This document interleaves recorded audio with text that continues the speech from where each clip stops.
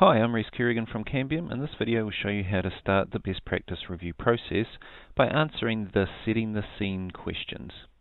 So once you've created your best practice review, click on Set the Scene. You'll see that there are 4 tabs here that we need to complete: Organisation, Systems, Issues, and Projects. The idea is that these questions start the conversation with the client and give us a picture of what their perception is of their business and IT systems right now.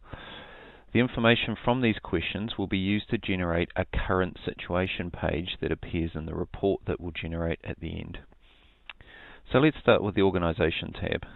You'll see that these questions are about the client's business, their industry, what makes them successful, their size and locations, how many staff they've got, and what type of staff they are.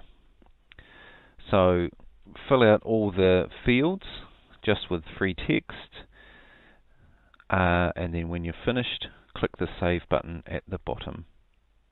Next up is the Systems tab. This is where we can list the IT systems and applications currently in use, what their purpose is, and where they're currently hosted. We also have the option of selecting where the applications could be hosted in the future.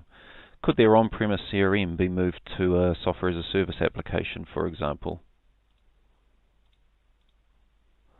When you're finished, click on the Add button. Now click the Issues tab. The idea here is to get an indication of what the client is worried about, just so we can be sure it's covered off in this process. This doesn't have to be a comprehensive list, it just needs to be the things that the client is currently aware of at the start of the process. Add each issue or risk and click the Add button. And finally, the Projects tab. This is an opportunity to discuss any technology projects that the client currently has underway or is about to start. Enter the project name, maybe a bit of detail around it, and click the Add button.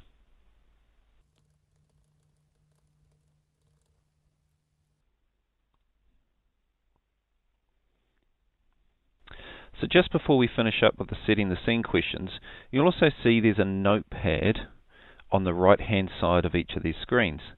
This area stays with you in the setting the scene questions and when you're asking the interview questions.